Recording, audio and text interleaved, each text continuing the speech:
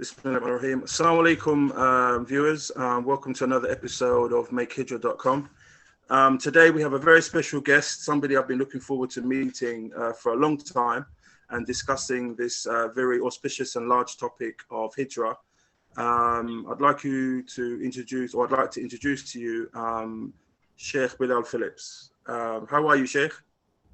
Alhamdulillah. Barakallah fikum. Thank you for taking time out of your busy schedule to come and speak to us. Basically, I don't know if you've had much experience with the channel or seen the channel, but we take people from different parts of the world and we discuss with them predominantly their experiences of making hijrah and also the cost of living, actual practical on the ground, practical things of what they need to go through living in different countries. With you, I think obviously you've been well traveled, so we wouldn't bore you with those type of questions. But what we are interested in, or what we believe the audience will be interested in, is your different experiences of the different countries you've traveled to, and also what lessons you've learned that you could pass on to people who are hoping to take this huge step of making hijrah. But first, could you basically tell us very quickly, for people who strangely, unless they're living under a rock, don't know who you are and your historical background, etc.? Well, barakallah fikum, alhamdulillah, wassalatu wassalam ala rasulillah. Of course, as you introduced me, I am Bilal Philips, born in Jamaica. And my parents made hijrah from Jamaica to Canada when I was someplace around 10 years old. I grew up in Canada, Christian background, Presbyterian, and my mom was, I think, Anglican, right? Mom was Anglican. So after some years of growing up, finished high school, etc., then my parents made hijrah again to Malaysia. I moved to East Malaysia, the, I guess, province, or they call it state, right? Called Sabah. Mm-hmm. And I lived there for some 4 years, 3 to 4 years. So hijrah has been in my blood from the earliest of stages, and of course their hijrah was for different reasons, but nonetheless, it was a form of leaving one's land and going to another land, and then from that land to yet another land. And I returned to Canada. I went to university in British Columbia, studying biochemistry. And I, at that point, became influenced by the communist movement, which was very popular on campus at the time. And I embraced communism and gave up Christianity. From there, I went to the US, to California, Los Angeles, as well as San Francisco. Actually, I spent most of the time in San Francisco, working with the Soledad Defense Committee with Angela Davis and others. And eventually I returned to Canada, back to Toronto. There, I came across some American draft dodgers who were Muslim. They had converted to Islam and were trying to pass the message on to me. And alhamdulillah, after a year or so, I finally decided to accept that message. Alhamdulillah. And that was 1972. Yeah. So from there, I tried to learn as much about Islam as I could. And in those days, I mean, this was in the 70s, you know, there were very few Muslims there in Toronto. And there were no scholars, nobody with any knowledge. It's just Muslims who were practicing at different stages. And I wanted to get a deeper understanding of the religion. Mm-hmm. So I was told by some brothers from Jamaat Tabligh that they were having a big ijtima, the first ijtima in the West, in Sheffield, England. Okay. So I said, sounds good. They said, and in England, there are over 50 masjids in England. And in every masjid, there is a Maulana, a scholar, who you can learn from. So I said, mashallah. I signed up. Along with me was Dr. Abdullah Hakim Quick. Okay. We went together there. And he went back after the Ijtima and so on. So I stayed on doing my 4 months with the Jama'ah. And going to the different masjids, sitting with the Maulanas, with my notebooks, taking notes, asking questions, trying to build my understanding. And at the end of the 4 months, you know, I went back to Canada. Of course, in the process, I was convinced that basically I should become a Hanafi. Mm-hmm. You know, because they explained to me there's 4 madhabs, you know, in Islam, and you got to follow one. Because if you don't follow one, then your imam becomes Satan. So I said, oh yeah, I guess I better follow one. Which one do you think is best? So they said, well, you know, most Muslims are Hanafi. And Abu Hanifa, he's known as Imam-i Azam, the greatest imam. And he was the first. And blah, blah, blah, blah, blah. Anyway, I said, okay, fine, I'll become a Hanafi. Anyway, all the teachers that I was learning from, the Maulanas in the different masjids, they were all Hanafis. So the information they were giving me was Hanafi madhab. So I returned to Toronto. When I returned to Toronto, I had gotten married. I moved next to the masjid. There were only 2 masjids in Toronto at the time. And this masjid, the imam there was from Egypt. So, you know, I asked him, you know, if I could study under him, right? So he said, sure, welcome. You know, he got the book Fiqh al-Sunnah, and he started to teach me. And I started to find differences. You know, what's going on here? You know, the answers I got from my journey for knowledge there in England, you know, were different from the answers that you're giving. You know, so what? He said, well, you know, this is Shafi'i. Although fiqh al-sunnah is not specifically one madhab, but in general, it's Shafi'i fiqh. So, well, what I noticed was interesting was that what he was teaching, he was bringing evidences for. You know, there's verse from the Quran, there's hadith of the Prophet ﷺ, the Sahaba said, or the Sahaba did. Whereas when I was studying with the Maulanas, they were just saying, do, don't do. Halal, haram. You know, there was no explanation, no evidences. It was just, this is the way it is. So, of course, that was more appealing to me. You know, I mean, being a university student and all these other kinds of things. So I became more attracted to his mode of teaching. Then I came across some of the brothers who were attending the masjid, who were from Morocco. And then I noticed them praying with their hands by their sides. I said, what's this now? You know, and if they led the prayer and they had to finish the prayer, they just said, Salaam alaikum. Walaikum. That's it. Finished. No, everybody's waiting. What about wa alaikum salam? You know, no, that's it. So, and I said, what is this? So they explained to me, oh, we are Malikis.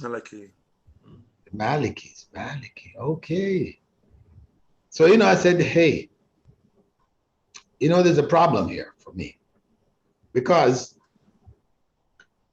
there's no way that you can be in a state of wudu and out of the state of wudu at the same time.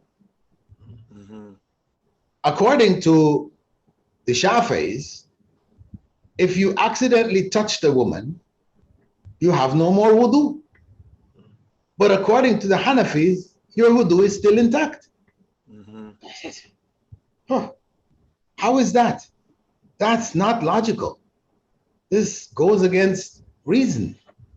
I need to go somewhere else, further, to get knowledge. So Abdullah and myself, Abdullah Hakim, quick, we followed some of the brothers from MSA and the US, and we asked them about scholarships. They said, oh, 2 scholarships have been given for Canada, and nobody's interested. I said, whoa, let's get it. Abdullah, myself, we said, we want it. Some of the brothers were saying, no, brother, don't go there. Medina, they have these old books covered in dust. What you're going to be learning is so ancient and irrelevant. That's just a waste of your time. And when you finish your study, you come back, you can't do anything with it. But Abdullah and myself, we said, no, we want to go check it out for ourselves. So the first major hijrah was to Medina. I took my wife, child, went to Medina, studied in Medina, and alhamdulillah, came to understand the differences, why the differences and all this, in madhabs, etc. And to understand that it's not obligatory for you to follow any one of those, the 4 madhabs. You can follow one, it's no harm. But you don't have to follow one. And it made more sense to me, having studied, that you follow all of them. Why not all of them? Rather than just one. So that's the path I took. After graduating from Medina, I went to Riyadh to do my master's. And I began to teach in school there. And basically, I became more and more attached to the Gulf. I spent a total of 20 years in Saudi Arabia. Following that, I went hijrah again further to the UAE. I spent 10 years there. And following that, I moved to Qatar, where I've now spent 17 years. So my point of hijrah reached its culmination with the Gulf. So that's in a nutshell. There's a lot of details I've left out. Anybody wants to know the full details, there are YouTube videos I gave in Australia, etc., My Way to Islam, which goes into all of the details. But that's it in a nutshell. And as I mentioned to you earlier, that when I was closing out my PhD in Wales, I had gone to Masjid Taqwa in Brooklyn, New York, with Imam Siraj Wahaj, and I gave the first major lecture on the obligation of hijrah. And at that time, I had gone to Belize, and I saw a lot of potential there in Belize. So in that lecture, the lecture it's on audio tapes, it was those days, audio tapes. It's still around. I was encouraging people to make hijrah to Belize, because Belize is connected by land to the US. That it wasn't necessary to go over the waters and elsewhere, but just driving down to Belize, check it out, and settling there is a real possibility. And alhamdulillah, some families did go down, but it didn't materialize because unfortunately there were some people down there who were leftovers from the Elijah sect, Black Muslims, you know, Elijah Muhammad and the Black Muslims. So, you know, they didn't like the idea, all of these Sunni Muslims coming and interfering with their da'wah, and, you know, so they sabotaged, you know, our efforts to try to establish a community there in Belize, unfortunately. But it was Allah's decision. No, so you spent I believe you spent some time in Wales. That's where you finished your PhD. Yeah, I didn't really spend time there. I was in the US, I was in Saudi Arabia, and I would go there to sit with my supervisors and go over the materials, etc. I didn't really live there because it was a PhD by research. You know, I didn't have to attend any classes, etc. You know, actually at that point, after doing a master's in Riyadh, Islamically speaking, I knew more than the professors that were there in the department. Alhamdulillah, you know, Wales was the only department that I knew of which had a majority of Muslim professors running it. So, alhamdulillah, there was freedom to do the kind of research, you know, that many who join universities in the West don't have. You know, in most of the universities, the departments are headed by Jews and, you know, Maronite Christians and, you know, the worst of the worst. Giving any student who wants to go and do a PhD there, they give them hell. You know, they have to kowtow, bow, you know, to the Orientalist view of Islam. So I don't encourage people to get into those programs, you know, unless they find one in which there are good practicing Muslims dominating. Sheikh, I have a question about the lecture that you gave in 1983? No, 1989. 1989. I have a question. What was the motivation behind that lecture? Why that topic? Well, because I believed, you know, that hijrah was an obligation. That the way that people were practicing Islam, this was during the time, you know, when some Muslims who were living by themselves, Ismail Farouqi, and there's another well-known figure in New York, were killed. They were assassinated.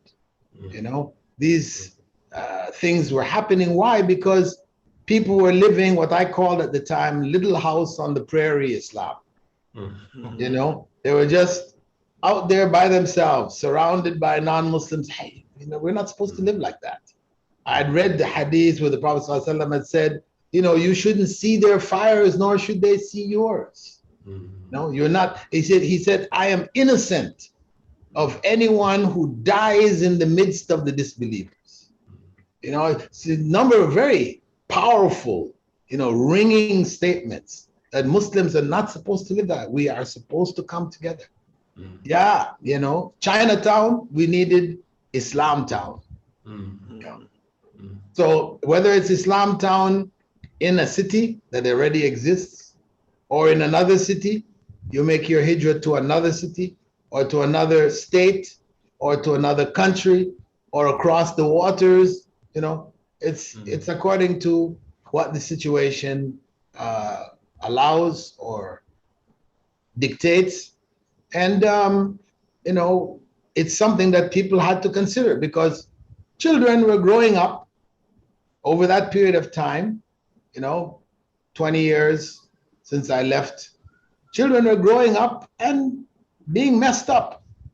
They grew up in Muslim families, etc., but the impact of the society was so great, so devastating that, many of them fell by the wayside. We were losing people almost as fast as we were gaining them. It's just that those who were converting were a bit more than those who were losing, so our numbers were gradually inching up. But it was a neck and neck race. So, sorry, can I just interject here? Something that I picked up in your answer to Omar's question. You basically spoke in the past tense. You said, "I believed at the time." Has your understanding of Hijrah evolved from that time till now, or do you see? Okay, thank you for being so abrupt. It's an obligation. Maybe it's a bigger obligation today. Okay. We have more people with knowledge who know it full well, to promote it on a bigger scale. It's definitely an obligation. It's an obligation on Muslims in the West that they create communities, as I said, like Chinatown, but not a ghetto, but a place open, people can come and go, but where Muslims are congregated, and a place which will cater to our needs, whether it's social, medical, physical, all the various needs that we have as a community, should be fulfilled in a location where Muslims can congregate at. So do you think that Hijrah is not necessarily, like you mentioned before, crossing the water? It can be somewhere localized in the same country, like United States or England, like Leicester, for example, in England. Like Medina, brother. When the Prophet ﷺ made Hijrah from Mecca to Medina, he didn't cross any waters. Yes, the first Hijrah was to Ethiopia. That was across the Red Sea, across the waters. But the second and the major Hijrah was to Medina, up the road, 700 kilometers, away on the same peninsula. How much do you, obviously in the course of your travels, obviously from your earlies, from what you explained, when you made those small hijras or those small journeys to improve your knowledge, how much, this might seem like a simplistic question, but how much do you think the hijrah, your journeys to gain knowledge influenced your knowledge? For example, like you went to Medina, but you had a comparison earlier because you studied obviously for 4 months in England, and then obviously you went back to Canada and you studied under the Egyptian brother. So you actually traveled to seek that knowledge, but the knowledge itself, how real did it came? How easy was it to jump out of the textbooks and actually say, this is actually real? Was your travels influential in that way? Well, of course, because living in Medina back in the 70s, it was Islam. It was Islam all around me, 24/7.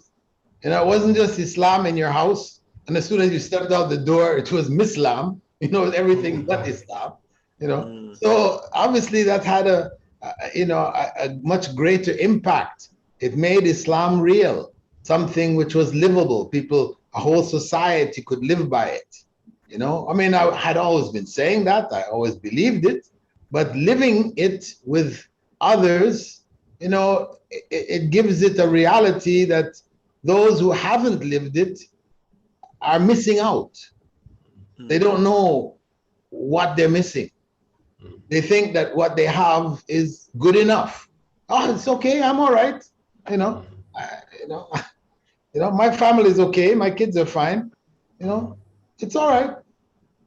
But the damage is not done blatantly, up in your face. When I went back to Canada from here back in 2012. I had to spend a year there, where they were renewing my passport.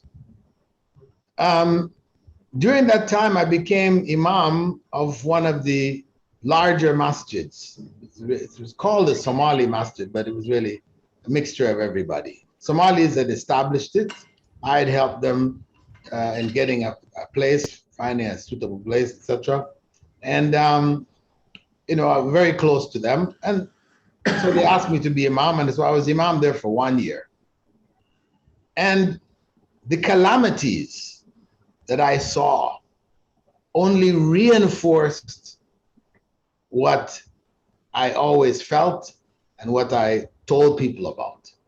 People were bringing their children to me, family problems around growing up in Canada. You know, children in kindergarten are being taught homosexuality. You know, the details are there, little dolls with private parts, and they're showing in kindergarten. So what's going to happen? So these kids, when they came, they were arguing with their parents. They said, you know, our parents are opposed to, you know, homosexuality. They're not changing with the times. They're not, you know, up to date, and, you know, all this. I had to try to explain to them, well, listen, you know, actually, it's Islam that is not, you know, in agreement with homosexuality. It's not just your parents. It's not just their view, you know. So I said, why? Islam is, you know, they want to defend Islam, but, you know, but this was a problem for them because they had been raised with another mindset. And some were brought in to me who had become Kafirs, had left Islam altogether. They're atheists, didn't even believe in Islam. And I remember one case, one sister who herself and her husband, when I was in UAE, had set up the first Islamic Dawah Center in the UAE, in Dubai. And she had told me, she and her husband had come to see me at the time, and they told me they're going to Canada. So I said, I really don't advise you to do that.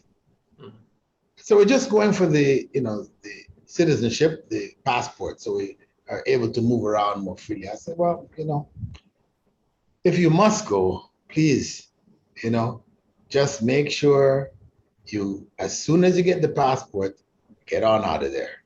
Mm-hmm. Yeah, we will. Anyway, she came to meet me. This was like, you know, 15 years later or more. She met me there in Toronto at one of the conferences. She had tears in her eyes. I said, what's happening? Why are you crying? I said, you know, Dr. Bilal, we should have listened to you. Mm-hmm. You know, my two sons went to University of Toronto, top university in the country. And they both graduated atheists, disbelievers in Allah. Wow. She's just, what? You know, so I said, what can I say, sister? Just don't give up on them. Still try to get others to talk to them, help them to find their way back. But it's not uncommon.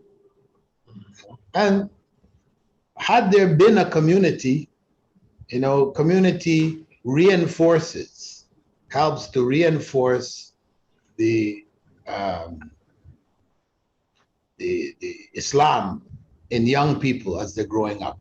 Growing up with more and more Muslims around you and in contact, playing, you know, everything's done together. This helps to give them a firm footing, feeling comfortable with Islam. But, you know, once they're out on their own, they're going to a school, they're maybe the only Muslim kids in the school, you know, and of course, they come under pressure, peer pressure. They want to take off this and take off that, and, you know, next thing you have a fight on your hands. Mm-hmm. But that's the reality. It hasn't changed. Can I ask, You mentioned obviously the importance of building a community where you are. So obviously you wouldn't be cut off from the society. You're just basically you're protecting your community from the ills of outside. Yeah, I'm not talking about going in the bush, and setting up a community, in the hinterland, far away from everybody else, and Waco or whatever they call it happened in the States, I'm not suggesting anything. I'm suggesting it can be a section of the city, it can be just on the outskirts of the city or the suburbs or whatever, but it's possible. There are other communities, Ismailis and others, Qadianis, they've done it, but it's just Sunni Muslims, we haven't managed to do it. Which was actually my question, like using those examples that you've given, the Qadianis, etc. What do you think is the nucleus of our failure? Why can't Sunnis? What is it that Sunnis are missing, or what is it that Sunnis that haven't grasped to actually follow along that path? Why nationalism? The main problem is nationalism. See, what's happening is that the Qadianis, they'll be all Pakistanis. So coming together is easy, right? The Ismailis, same thing, they're coming from uniform cultural groups, so they can easily bond together. But if we're just coming on the basis of Islam, Sunni Islam, proper Islam, then people are coming from all kinds of backgrounds, and people are still holding on firmly to their nationalism, which the Prophet ﷺ cursed. He warned against it. Da'ha fa innaha muntina. Throw it aside because it's rotten. Black people still feel, that flag, our country, etc. So we have two dilemmas here. We have the difficulty, then I won't say failure, but the difficulty of the Sunni Muslims to be able to come together and create a community because of their nationalism. And then you have the other, which is the rock. But then the other hard place is, okay, well, I'm going to get on a plane and find myself in another Islamic environment and settle amongst the people. So if you're African American, you might want to go back to Africa. If you have an Arab origin, you might want to go back to the UAE.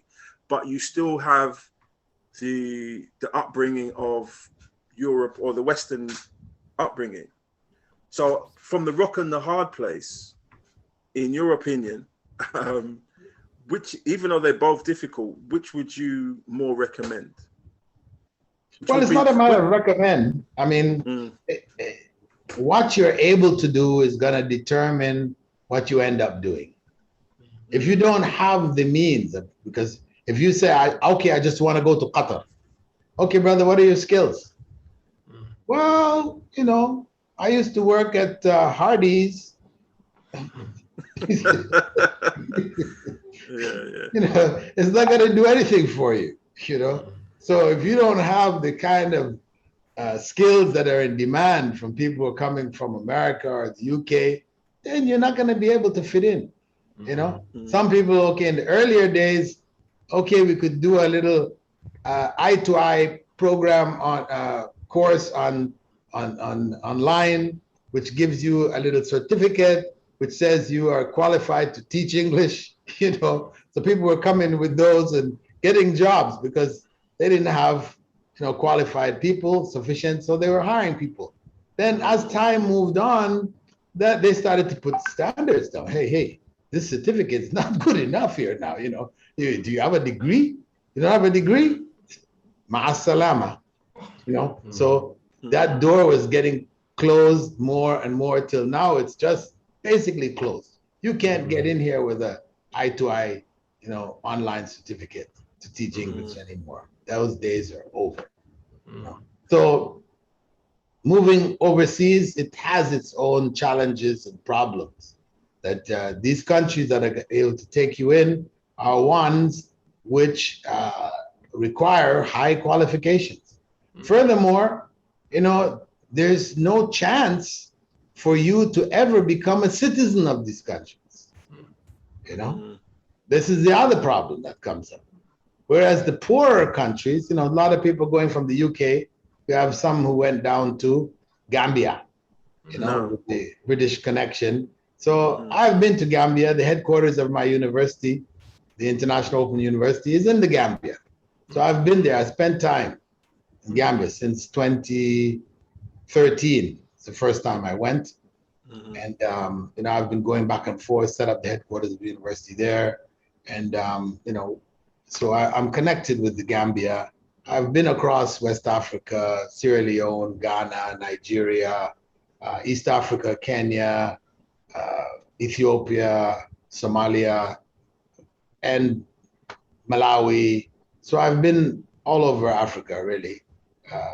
And for people who are coming from African, British, or African American backgrounds, these places are more welcoming. These are more welcoming. And if you have something to offer and to benefit the country with, then that's even better.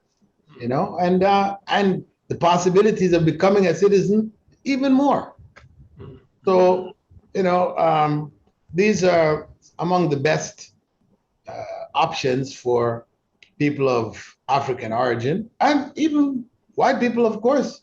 Wherever they go, they're welcomed. White is right. You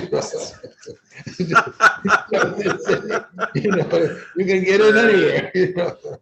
And you can be accepted because the people welcome people with the open arms. Sheikh, based on your journey, what were some of the difficulties you faced in trying to stay in the Muslim world? I would say that main problems were instigated by the United Snakes of America. This is where the problem lay. I got put on a list along with Siraj Wahaj and many others back in the late 90s, on a list which Bin Laden was also on. So it meant, you were a target. So that became, something which you could say dogged me all the way along. But alhamdulillah, Allahu Akbar. And now I feel comfortable, choosing any of the countries. It's really, for me now, it's just trying to find the best location, which would be the easiest for my family, families to be able to meet and to see each other, easily in. So that's you could say the main issue that I'm facing in terms of deciding on the final resting place. I was about to ask. So your journey hasn't finished then? You haven't. There's one more step. If Allah wills, for me to decide on. The Gambia I was seriously looking at one point, but we had some difficulties getting accreditation for the university there. So then I went to look at other countries, Malawi, and we started accreditation processes there and elsewhere. And Ethiopia also, I spent a year last year in Ethiopia, although most of the year was not by choice, it was by COVID. But otherwise, there's a lot of potential there also. And I'm considering Turkey. I have a son, his wife, and grandchildren there, as well as a daughter, her husband, and a couple of grandkids. So I'm considering Turkey. They're telling me, come, come, come, come. Mhm. A number of my good friends have moved there. From the UK, I've moved there. From the US, I've moved there. From Malaysia, they moved there. So Turkey seems to be high on the list, especially with, Erdogan being the beacon of light in the darkness of our times. Mhm. So how would you answer the question of, like, even personally, that we're facing an issue of stability, like being able to go to a place and set roots into a place? What would you advise for people looking for stability and wanting to settle in a place and just be there and raise their family and their grandkids and everything else? Well, this is general. That question is a bit too general. If you're talking about a particular country, I mean, I could speak about a particular country, but the difficulties will vary from country to country. Gambia was very easy. You spend so much amount of time there, they give you citizenship and it's done. Or you marry a Gambian and it's fait accompli.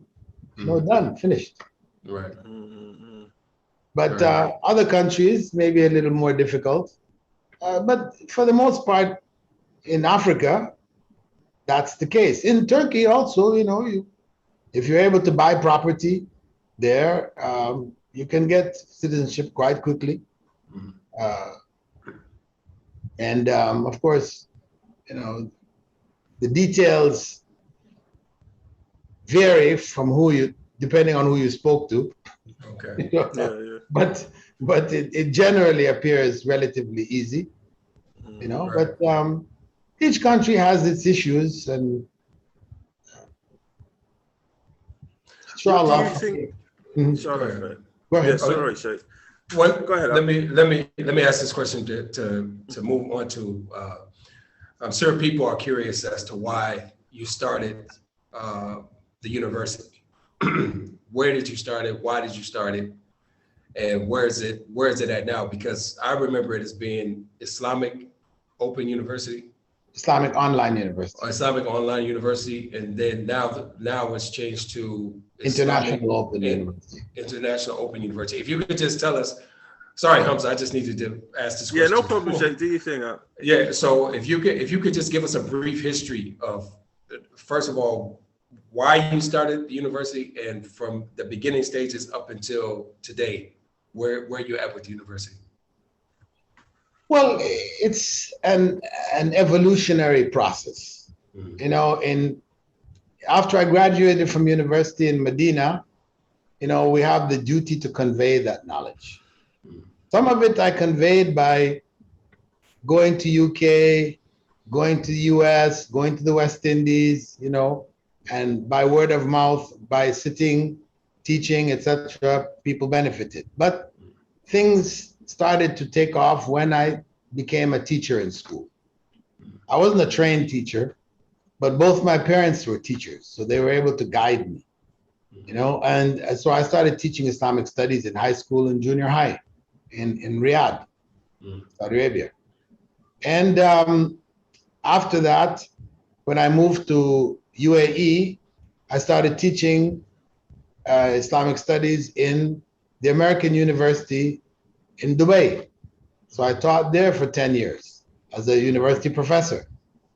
Then I started a department of Islamic studies in Preston University in Ajman, set up the department, hired teachers, and started the process going there. Then I had to go to Qatar. So when I moved to Qatar, I had to rearrange my plans in terms of university. And I started to experiment with online, because people were contacting me in those days and asking, is it okay to study in this website here? Called Sunni Path. Well, I said, let me go check it. And then when I went and checked, Sunni Path is really Sufi Path. Oh, okay. So I had to tell people, well, no. I mean, maybe if you took the course, just the course on hadith, or just the course, on fiqh, you would be okay. But, be careful of the other courses on, the tariqah and the haqiqah and these other things, right? Mhm. So, but at the same time, I felt bad. Here I was, that's all the choice that people had, So I said, maybe I need to do something online. So I tried to set something up online at that time. This is in the early 2000s, right? Before 9/11. I tried, ran for about half a year. My son was helping me with it, and he had some knowledge of database, but it was not strong. And the system crumbled on us. We realized that we needed to have a learning management system that was just too expensive. We're talking $60,000. As nice as it sounded, I don't think I could do it. But then years passed there in Riyadh, and by 2007, an Australian teacher had created a learning management system called Moodle, and it was free, open source. I said, Allahu Akbar. So, I started to set that up. I'd started a program connected with Durman Islamic University. I became in Sudan. I became also a professor in the department of Aqidah, and started to teach on the ground. But at the same time, this was like by 2008, 2009, at the same time that we were teaching, I was recording with a camcorder, recording the classes, because in the back of my mind is that eventually I'm going to have to go online. Then I was invited to India by a community in Tamil Nadu, which they invited me down to give lectures and so on. And then when I saw how much money they were spending for these big lectures, Dr. Zakir would come down and do some things, Dr. Zakir Naik, but it's quite elaborate. Large amounts of money was spent, for these events.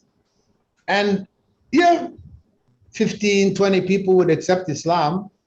But the problem is that the rest of the money just went. Yeah, people had benefited. They came, they listened, they benefited from that perspective. But I thought, hey, we need to have a university here, an Islamic university. So I proposed it to them. They agreed, and they brought me down. They said, we're going to do it only if you come to live here. Of course, when I told my family, my wives, who had come and visited India before, and they had seen all the idols in the airport, from the airport, to the hotel, to wherever we went, and they said, "You're gonna go and live in this country of idolatry? No, it's not possible." They were not in agreement. But I said, we're gonna have to try, because this is something that, inshallah, Allah will bless it. There's a big chance to do something. So I went there in 2009, and alhamdulillah, I set up the first Islamic university in India. Alhamdulillah. Which was recognized, in government circles. I mean, they had madrasas, which they were calling universities here and there around the place, but they were not recognized in the governmental system. But this was it. Preston International University. So, alhamdulillah, took off. though there were efforts to stymie it and squash it, because my vision was that of an international Islamic university, like Medina, like in Islamabad, like in Malaysia, like in Uganda, International Islamic University, right, of India. But as soon as the authorities realized what I was planning, then they started to sabotage. I was trying to bring teachers in from different parts of the Muslim world so that the teaching staff would be, Hajj, mixture. But when the professors went to get their visas, the embassies were telling them, that's not a university. It's fake. It's not real. It's not recognized. We don't know it. So they wouldn't give them visas. So that was the first step. Okay. Then I said, okay, we have to get the professors from India. India is a big place anyway, right? 1 billion people plus. So going over India, different parts, I went all over India, all the major cities, tried to bring teachers from all over India. So it wouldn't be a Tamil Nadu university, but a University of India. So alhamdulillah, I managed to get professors from different parts and we started the university. But when students from outside of India tried to come, the embassies were telling them the same thing. No, there's no any university like that. It's not official. It's not. So no external university, students from outside of the country. So again, I did a tour of the whole country, inviting students to join from all the major cities across. So it would not be a Tamil Nadu student population, So alhamdulillah, we brought students in from all over and launched the university. And after the university took off, we got underway and everything else, time came to renew my visa. They refused to renew. That was it. Online is the only way forward. It was clear then, crystal clear. So during that period, there was a university which had started in Riyadh called Knowledge International University by Sheikh Saad al-Shithri, who was among the leading scholars in Saudi. So I got the experience there in terms of organization because I was asked to set up the Islamic Studies department in English, the English version. So with that knowledge, when I came back out of India, I started setting up the Islamic Online University in Qatar. It was from Qatar because that's where I was, but really it was online. So it was completely online. We didn't have any buildings or anything, the villa I was living in, that was the location by default, not officially. Right. And from there, I started to hire with brother Samir Khan, who was my partner, helping me, who had been one of my first students when I started back in early 2000. He came on board to help manage it. And at the same time, he also brought, a skilled IT brother to help develop the programs and everything else. So then we launched as the Islamic Online University. We were offering Islamic studies.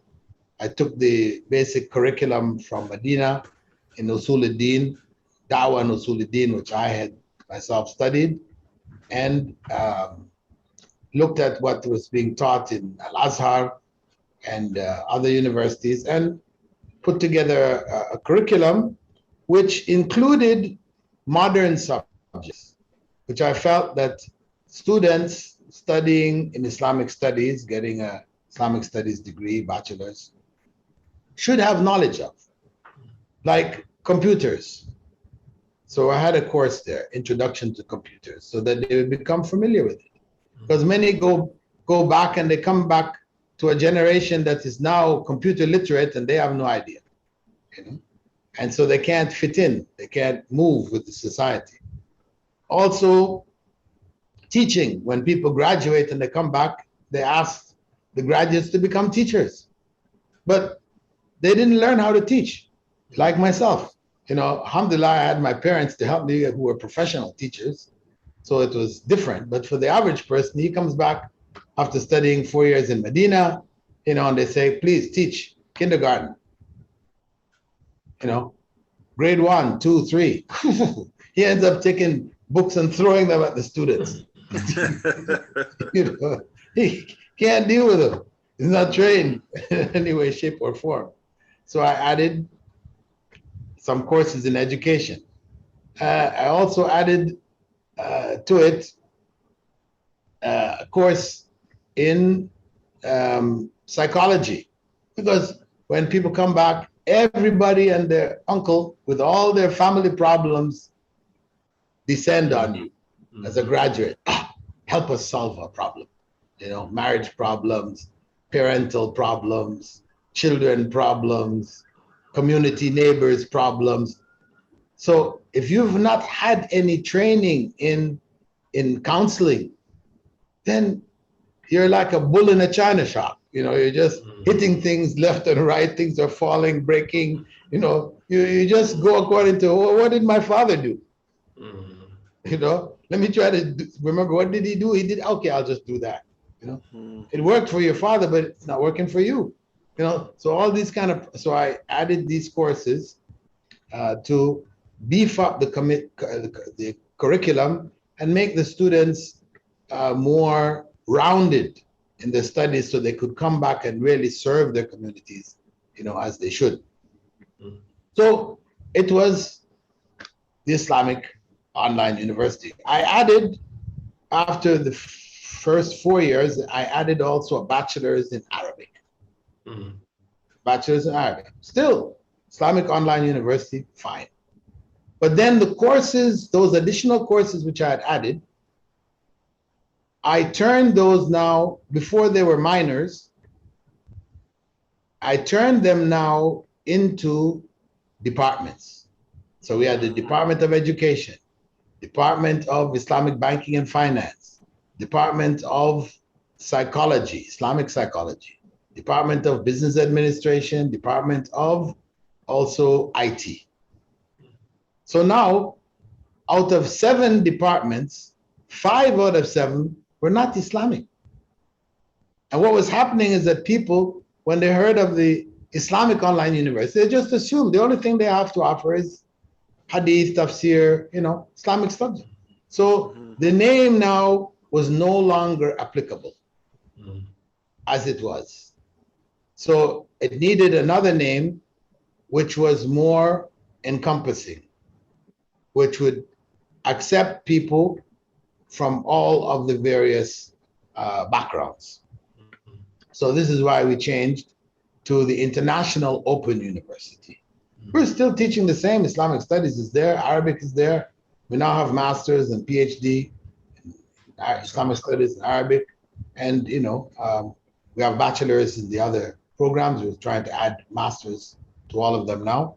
So the titling, you know, is more correct at International Open as opposed to still Islamic Online.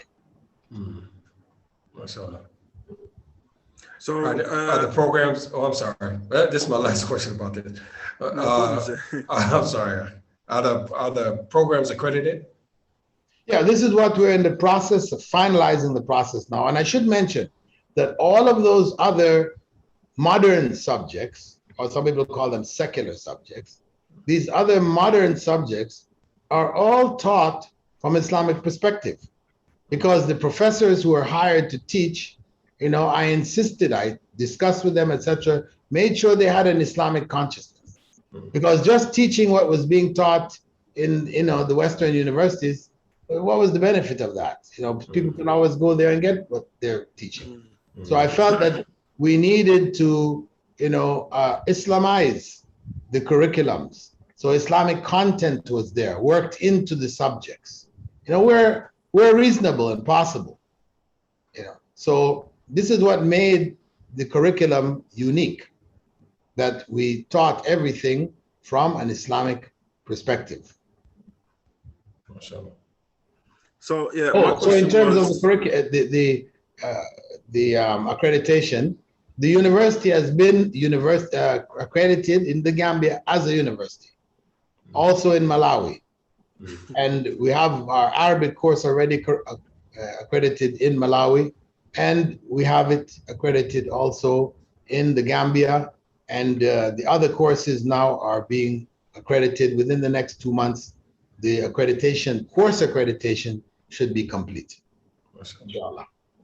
That was actually my next question. How many countries have you got your topics accredited? So it only requires one. Technically, it only requires one. If we finish off with the Gambia, we're accepted on UNESCO's list, then that is for the world. Our graduates should be able to continue their studies in Harvard or Cambridge. That's the point. We were working on multiple because we were trying different locations to see where it was possible. Actually, we got it from 2014. We got it in Somalia. But most people, when they hear that, oh, you got your accreditation from Somalia, that's a war zone, brother. What kind of accreditation was that? So, they would smile, but we worked with that whilst working elsewhere. And alhamdulillah, the Gambia is working out. And inshallah, we hope to be fully accredited in the fullest sense, within the next couple of months, inshallah. So somebody making hijrah to, for example, Malawi or Gambia or even Somalia, obviously a lot of these countries that we're discussing, they will allow you to stay long term as a student. So once you be as not just as a student, as a person who came there for business. You want to set up a business, or you want to work there with existing companies, etc. And you want to live there, Yeah, of course. But if I wanted to attend your university as a student, just like I would attend another university in Malawi for engineering, for example. Your university would hold the same weight as any other university in that particular country? It should, yes. It should. Once the course accreditation is complete, then this is the African Union has agreed that graduates from the various countries would be accepted in the other countries. So this is, African Union policy. And everything should be signed, sealed, and delivered within the next couple of months. Inshallah. Inshallah. That's good. I'll make it easy for you. Last question regarding this. Yeah, the tuition. Tuition is the lowest in the world. Virtually. It's scaled. Okay. According to the UNESCO excuse me. According to the UNESCO breakdown of countries, according to their GDP and all this. So countries in Africa and in Asia, what we call third world countries, etc., a semester may cost you about $120 for 6 courses. 2 semesters makes a year, so you're paying about $240. A bachelor's degree is $1,000. That's it. MashaAllah. You don't find really anywhere in the world at that price. Even University of the People, which, you know, touts itself as being the cheapest out there, but they charge $4,000 for a bachelor's. And still, that's very cheap. You know, University of the People is American, got American accreditation, you know, and you know, it's very cheap. But we are cheaper. In the US, of course, instead of it being $120 per semester, it's $250 per semester. Still, you know, it's still a fraction of any of the known universities in the US. Okay, so where can we find the university online? What is the website address? It's www.iou.edu.gm. Okay, inshallah, we'll put that in the description, inshallah, of the videos. And Sheikh, we appreciate your time. Alhamdulillah. And my pleasure. Jazakallah khair. And may Allah subhanahu wa ta'ala give you success in your ventures and make it something beneficial for the entire ummah, inshallah. Ameen.